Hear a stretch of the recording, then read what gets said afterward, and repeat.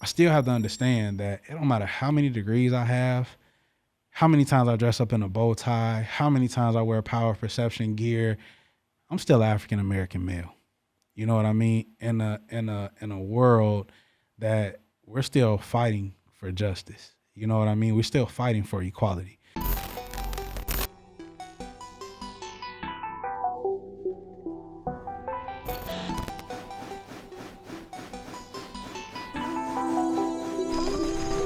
Let's go.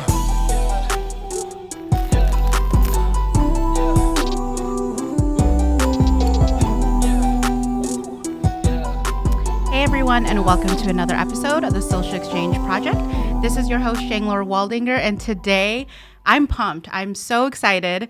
I have with me a highly sought after motivational speaker, trainer, coach, and mentor, and the founder of Black Male Empowerment, as well as the Power of Perception.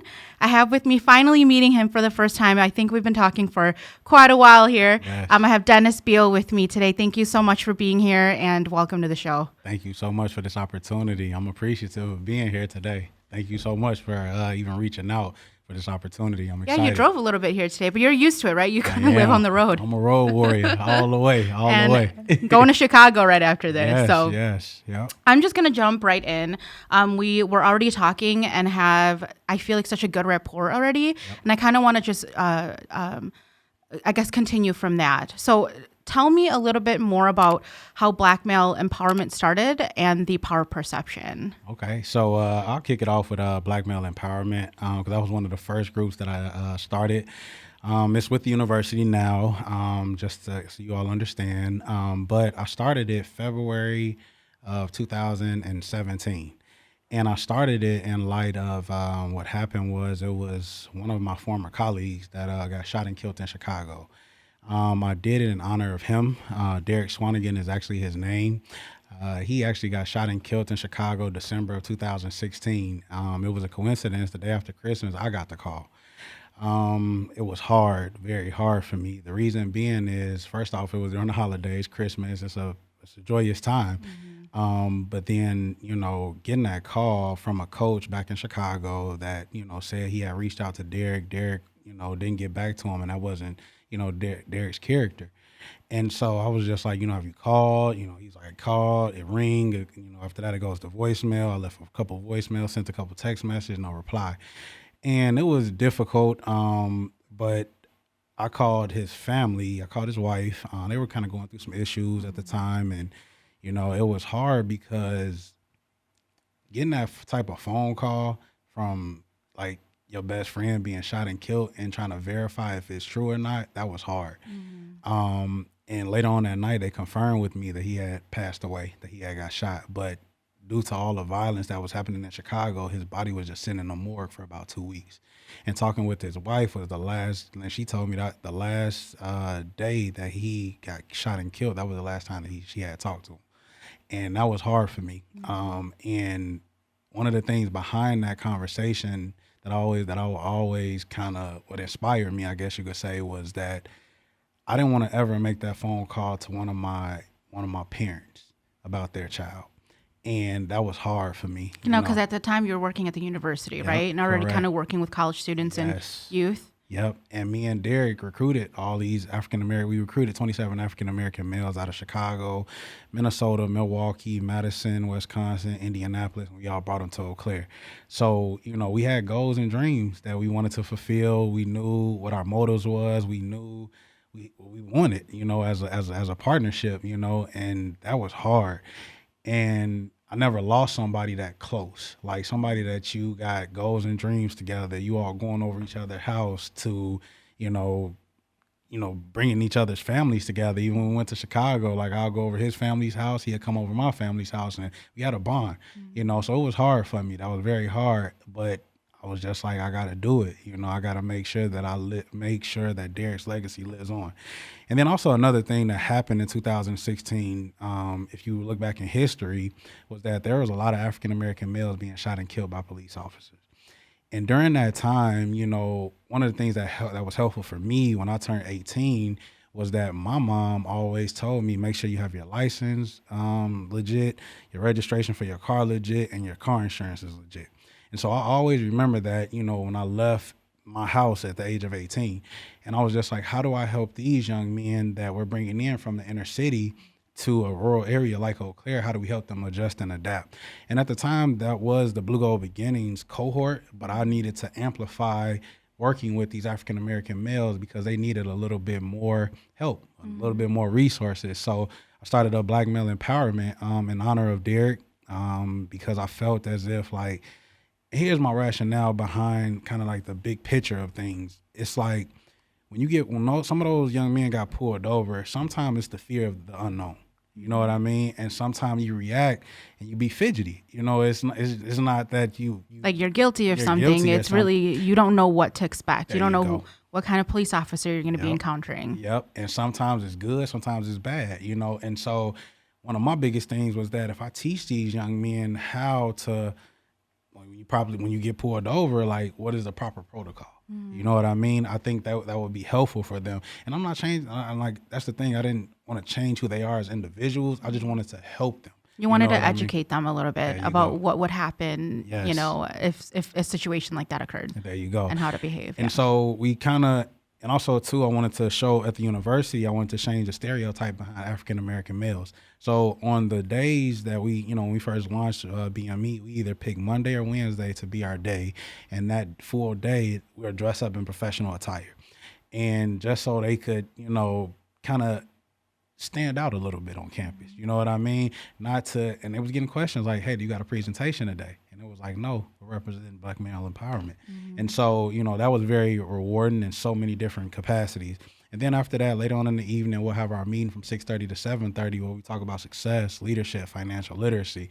And then, honestly, during my experience of being at Eau Claire, graduating with my undergraduate degree and my master's, I never took the opportunity to go abroad. In May of 2018, I took the young men to London and Paris for 21 days to conduct research. And that for me, when you look at the UW history, show me in UW's history, have you seen any minorities collectively, African American in particular, go to the UK and Paris for 21 days to really conduct research? So that was just, life changing for me. I wanted to make sure that these young men got the full out experience because that's one thing that, the university thrives off of is experience. If I can give them a good experience, the thing about it is it's going to be a revolving door.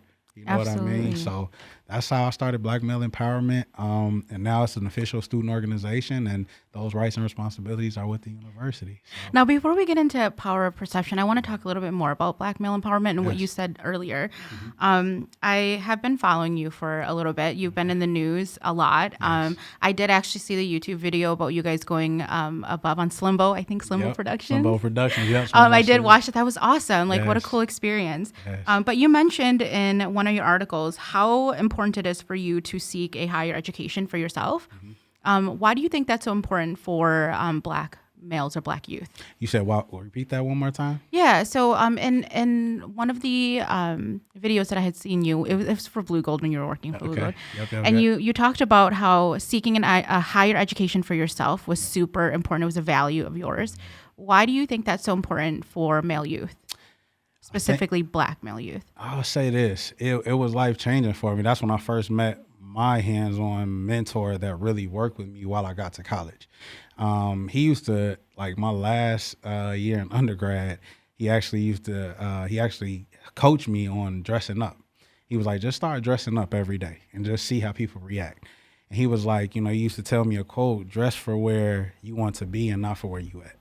And so the reason why I say that is because like I learned a lot of things when I got to higher education. I learned that, it wasn't me changing as an individual. It was just me educating myself on the world that was around me. You know what I mean? Because I came fresh out of Chicago to here and it was different.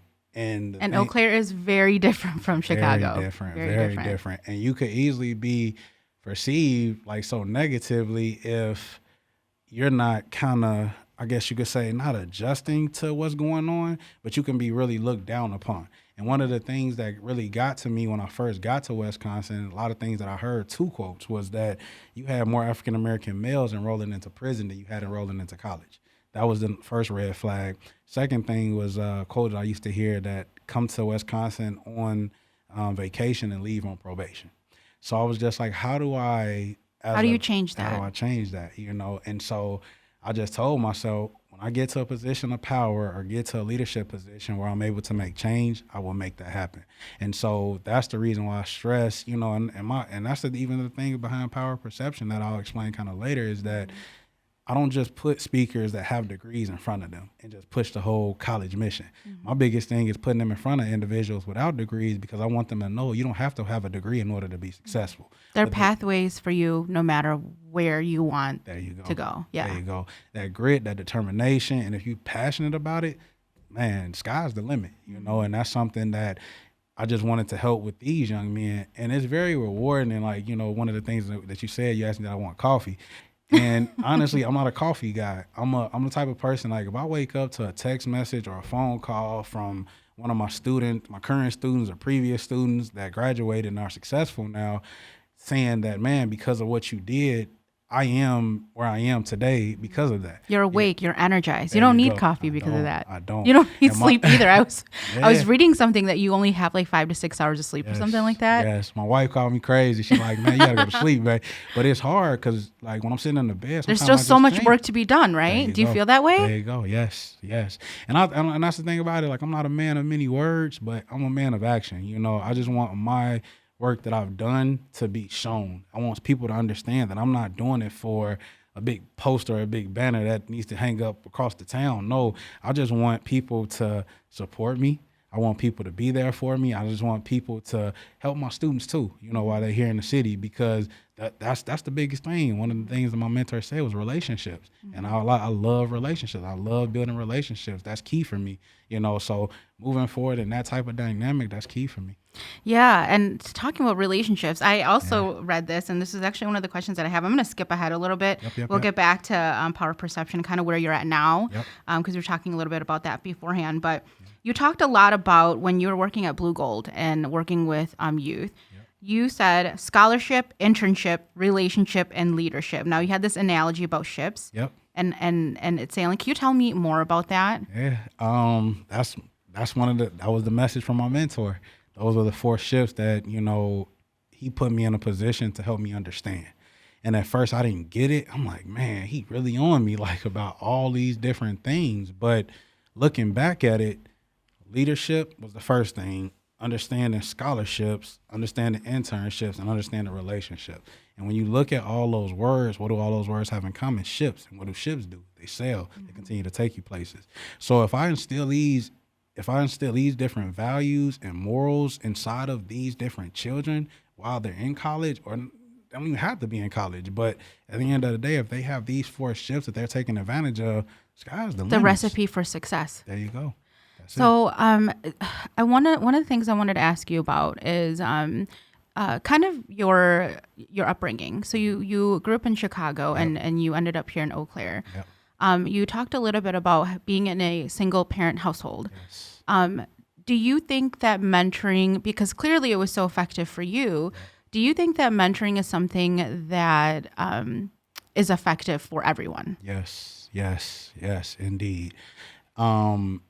The youngest, I would say it like this: the youngest that you can get a mentor, get them. My uncle, to be honest with you, he really was a strong advocate for my life. A strong advocate in my life. He was a strong mentor. He was my father figure. And to be honest with you, I'm even healing the relationship with my dad now, to be honest with you, to open that even more up too.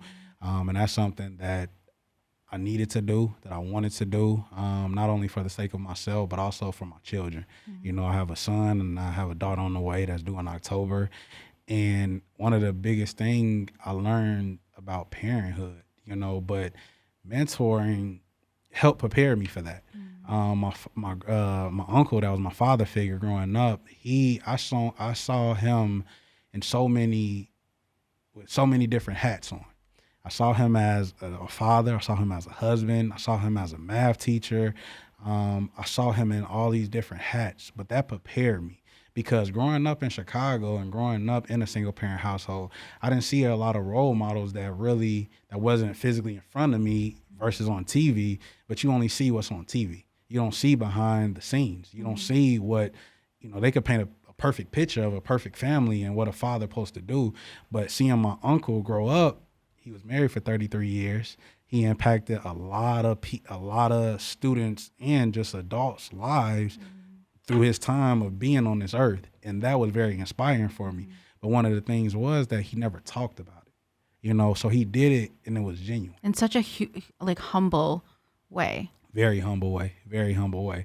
And that to me was like, man, this guy, like I really look up to my uncle, and I was like, how do I keep his legacy going?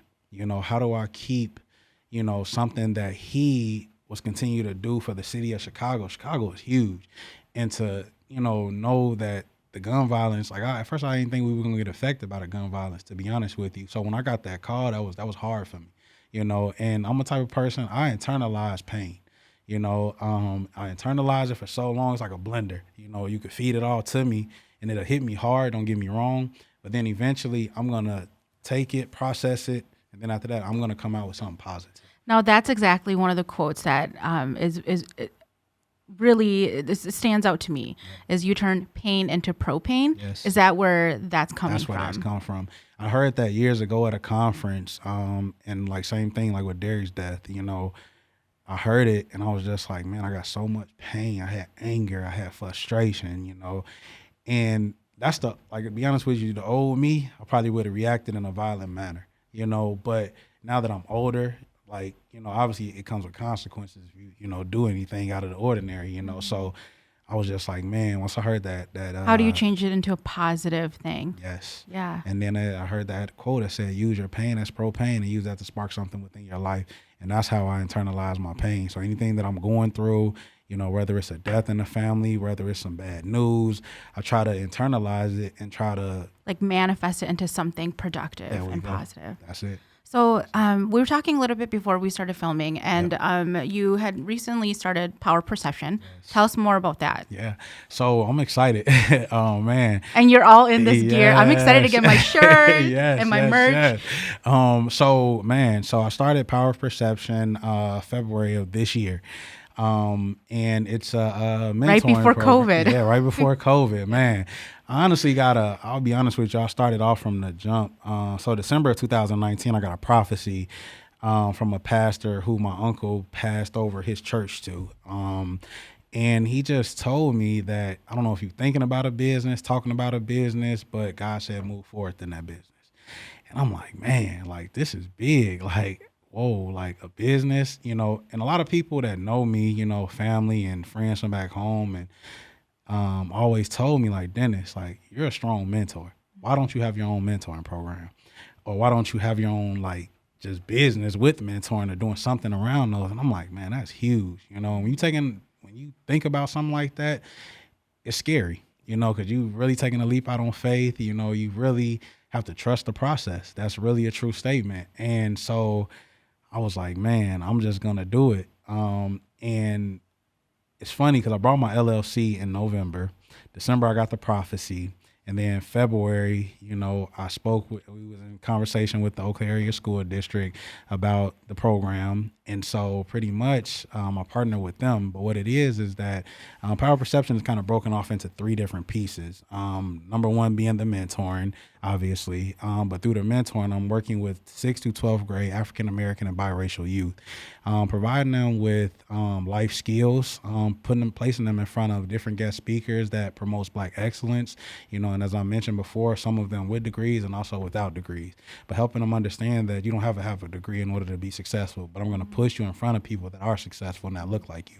Also too, kind of the topics that we focus on is fitness, financial literacy, education, just helping them get a feel for, different people in all these different walks of life, and I try to blend in my network. My network is pretty big, but also too keeping, making sure that I have people that are minorities from the Eau Claire area to even tell their story.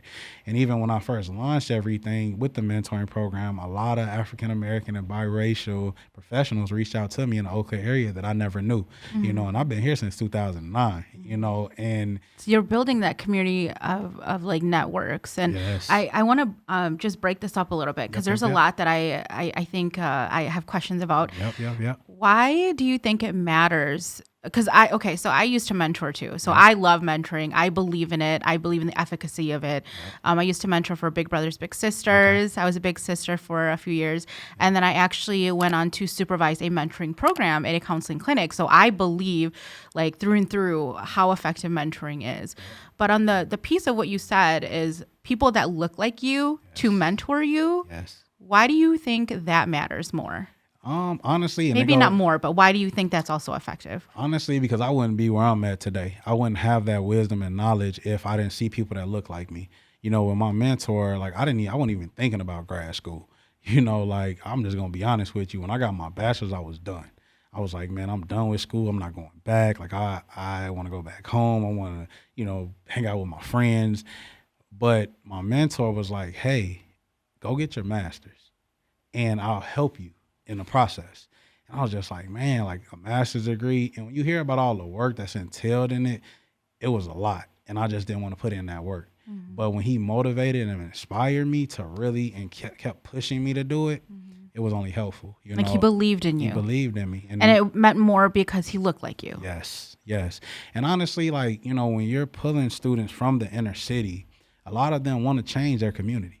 You know what I mean? And having a mentor to help mold you, because if I went through the process of going to grad school or going to college or even becoming a barber, if there are certain messages that I learned along the way or certain I guess you could say good ideas, bad ideas, good mistakes, bad mistakes that I made along the way that I can tell somebody else that's going up against the same type of opportunity or the same type of profession that I'm doing, and I can kind of mold them and guide them a little bit, and they're hearing it not just from the majority or somebody that don't look like them, but they're hearing it internally from somebody that looks exactly like them. And that they respect and trust.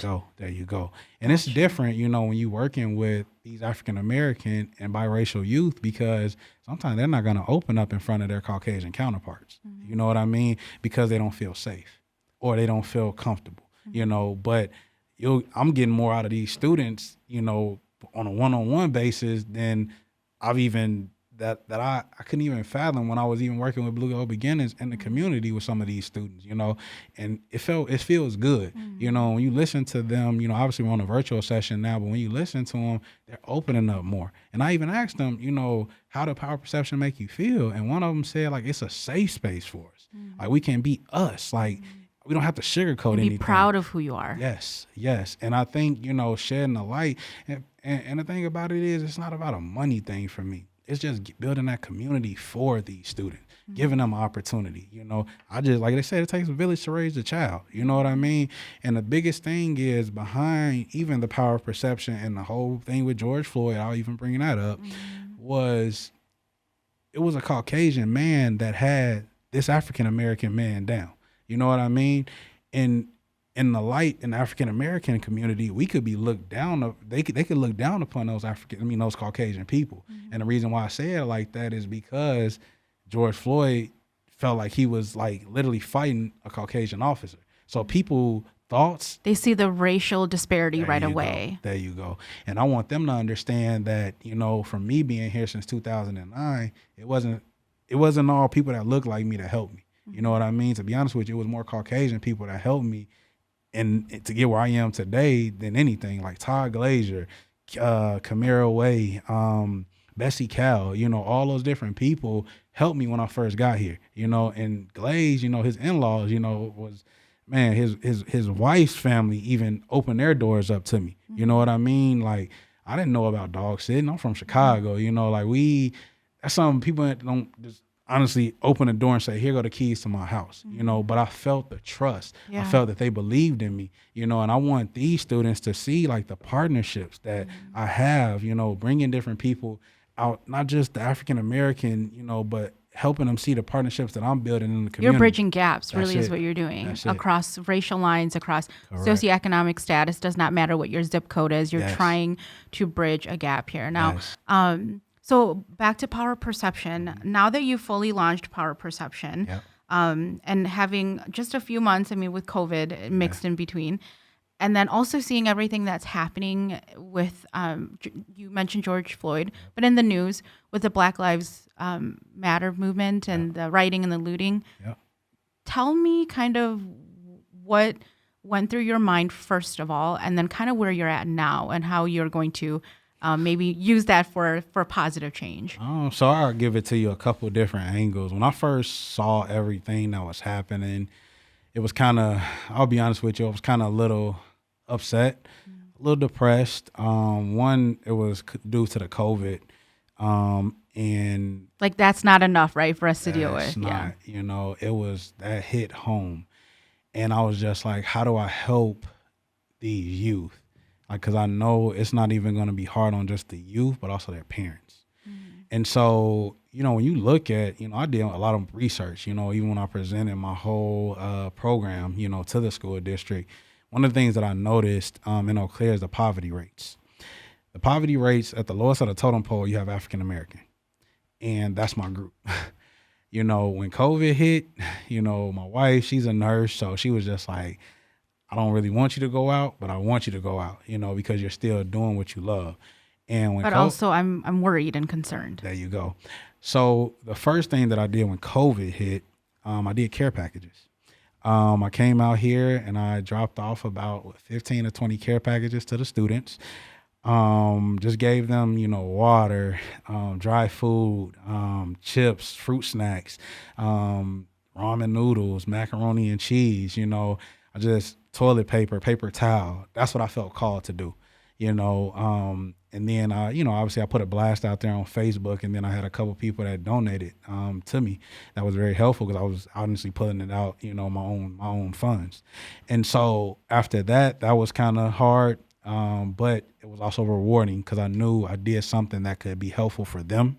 So that was helpful. And then when the situation with George Floyd hit, I did care packages geared towards, I actually gave them books because one of my biggest things is that with everything that's going on, the looting, the rioting, and I live in St. Louis Park. So we're in the backyard listening to everything that was going on. So the city was crazy. And I was just like, how do I help them? And my wife brought my son this book called Little Leaders in African American history, talking about like they had a section they got a book for men and they got a book for women. So the women in the group, I got them that book. And then for the men in the group, I got them that book. Well, the boys in the group, boys and girls. I got them all those books. And I delivered that as another care package just because I wanted them to understand the history. Because the thing about it is, if you don't know your history, you don't know what you're up against. You know what I mean? You're not going to understand. You can be emotional Yes. and all that, but you should have some history and some facts, some sort of basis. Yes. So they can understand, is there, like, you had a Black Wall Street at one given time. You know what I mean? Like, you have all these different leaders that the reason being is that I don't want these students to go loot and riot. Understand why people are doing silent protests, and this is why. You know what I mean? Like, we don't have to go out because us going out there to go smash these windows and go, go in this store and take everything out this store, what justice is that going to bring? You know what I mean? It's not going to bring any type of justice in here. So what I told myself, I was just like, I got to keep pressing this issue. I have to keep putting people in front of them, educating them, and that's all I can do to do my part. Because I can go out here and tell you about 20 to 50 books to read, but you can read those books all day long, but what are you doing in the community to now educate our next set of leaders? You know what I mean? I want to educate these next set of leaders because they are the next ones. When I'm dead and gone, they're going to be the ones leading. You know what I mean? You want to have like that legacy that you can pass on. I'll tell you straight up too, I'm not a big political person. I'll be upfront and honest with that. I don't really talk about politics and all that stuff. My biggest thing is, I just live by my life quote. I want to change lives daily. You know what I mean? And, even my quote behind Power of Perception is that in order to create change, you must create opportunities, and so that's the biggest thing behind power of perception, is that I want to create change. So I'm putting them in front of these different people to give them an opportunity to show them, how can I become a doctor? Or for example, like my cousin is the personal bodyguard to Travis Scott, but he Did you put say in he's a bodyguard to Travis Scott? personal bodyguard. You to just Travis said that Scott. like it wasn't a big deal. It's Yeah, a big deal. it's a big Anyway. deal. But that's something, when he first started, people didn't believe in him. And now he's on Netflix. Now you see him on, all over Instagram, and that's something that's rewarding in so many different ways, because it took him taking that leap out on faith.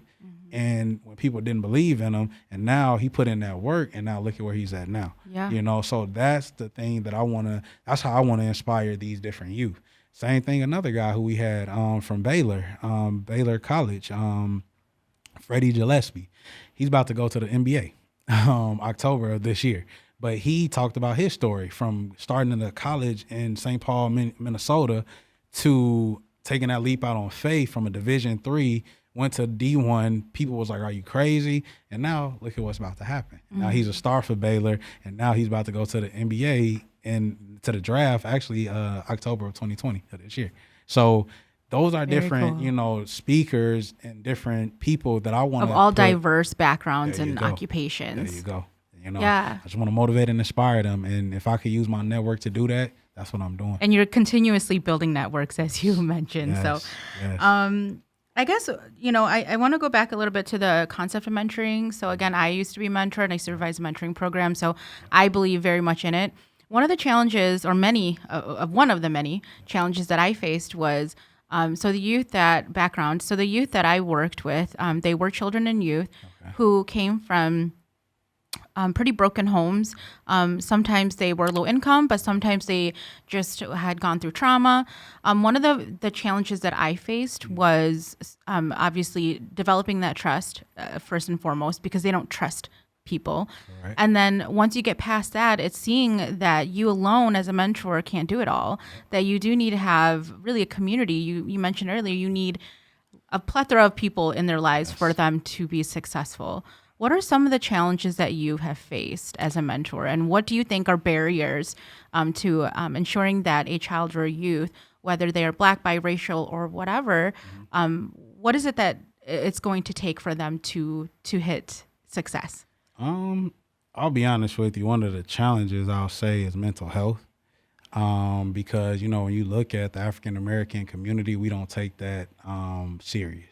And I think just the minorities in general, we don't take it serious. We don't think that's a big factor. And that as a mentor is hard, because like, how do you help continue to mold them? But it's like exercising. When you exercise every day, you're going to see results eventually. You know what I mean? So it's that consistency. It's like I said, it's placing, even with my speakers, when I have them speak, I had them talk about the good, the bad, the ugly. Don't paint a perfect picture, right? Because I didn't just, like, for example, the biggest challenge for me when I left out of grad school was when my uncle got shot. Getting that phone call about him being hit by a straight bullet. That was inspiring in so many different ways, because I was just like, man, I feel like I can use what he has instilled in me and help continue to push his legacy on in the world, And so that, working with these youth, it's consistency. It's not going to be something, it can get frustrating at times, but you have to understand, like I said, it goes back to trusting the process. You have to believe that what you're doing is eventually going to make an impact in this child's life, and you do that with honesty and transparency. Yes. The good, the bad, the ugly. There you go. And you can talk to one of my students, like they tell you, I'll give them the raw, you know what I mean? Because I once was there, you know what I mean? Even with my virtual sessions, I always come up with a question, whether it be like one of the questions when Freddie was on was, I asked them, have they ever faced adversity? And if they faced it, how did they overcome it? Or how do they find ways to overcome it? And when you listen to the youth and their response to that, like I said, it speaks volumes. But then they get and they hear this guest speaker's story, they're motivated and inspired by that. And it's like, man, I can see I was once there at one given time. But now that I have this person that Dennis placed me in front of, now I can always remember that story. And even, if I'm going through some adversity, the speaker put this in my head. So now I remember that. Like you're teaching them resiliency too, essentially. Yes. And I want to keep pushing the message, because I want them, that's the thing about it, having these different guest speakers, I want them to see that these are people that was just like you, just like you.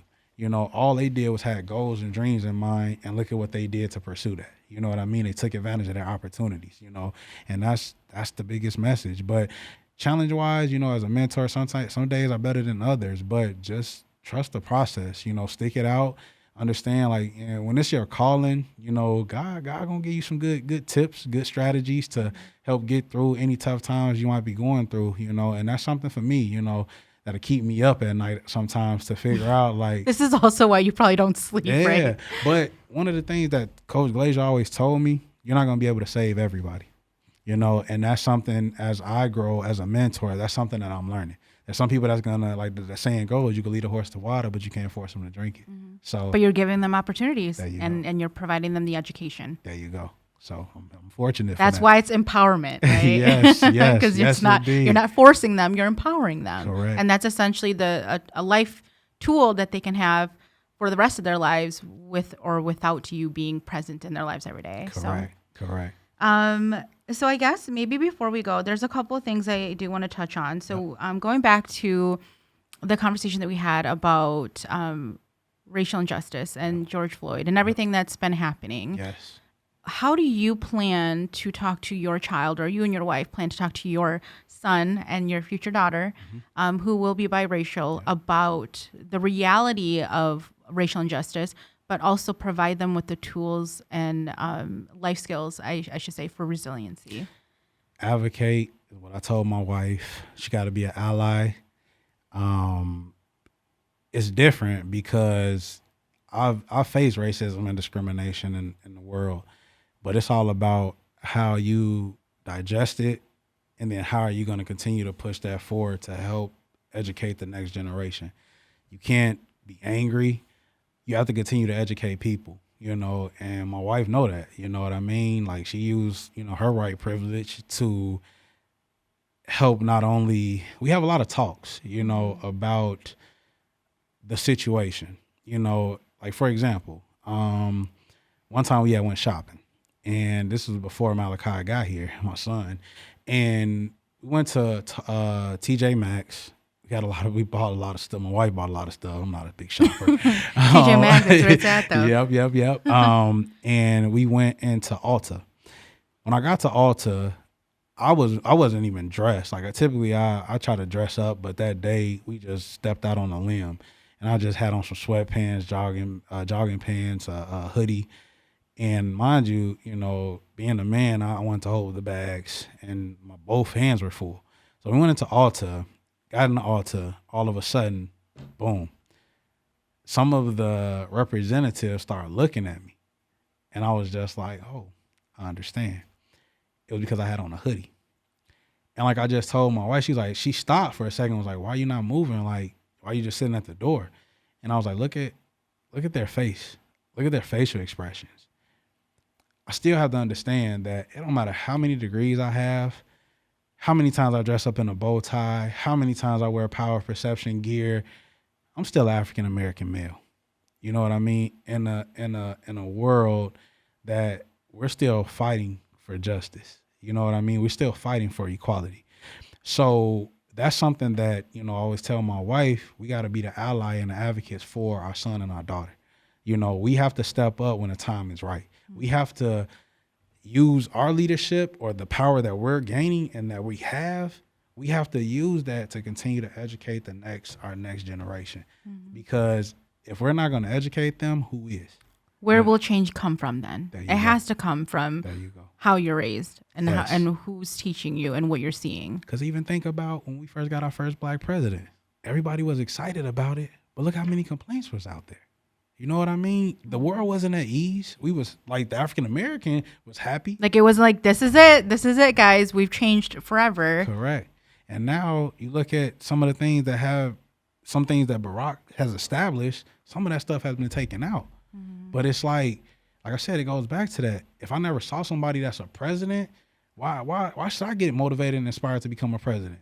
You know, like, so it's just continue to educate them. And like, I'm gonna continue to do what I have to do on my end, collaborating with people, making sure that we educating these different people that have anger, because it's a big difference, you know, getting pulled over. Even now, I'm still scared. You know what I mean? I'll be honest with you and upfront about that. And I voiced that to the chief. Like, I'm a professional now. I'm not saying I like back in when I wasn't a professional, I was doing bad things, but still, it's just that fear of the unknown. You know what I mean? Like, I have to make sure my son, the same talk that my mom gave me about making sure my license, registration, insurance is legit, same thing I have to do for my son. You know, same thing about even if, you know, now he's 2, you know, but it's just like him being exposed to sugar. Same thing, same analogy you could use for racism.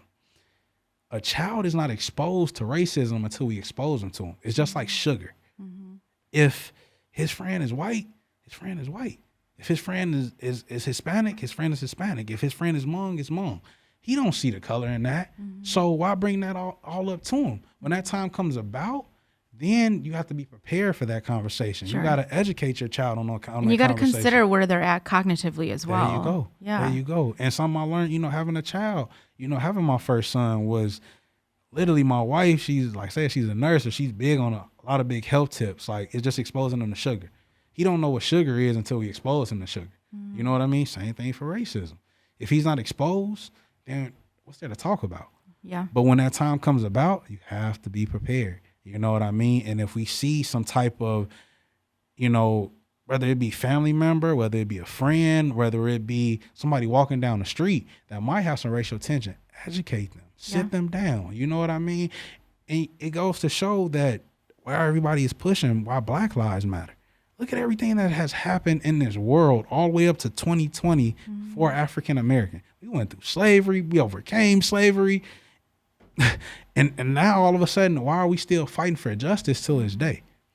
And I mean, at the same time, I only can do what I could do, you know, and I'm going to continue to make sure that my son sees me and being a leader, you know, and that's the reason why I'm doing what I'm doing, because I want him to understand that we've always got the lowest of the totem pole. We always got the short end of the stick, but I want him to understand, look at what Daddy has done in this world to make an impact. So it's just like leaving something better than what you left it.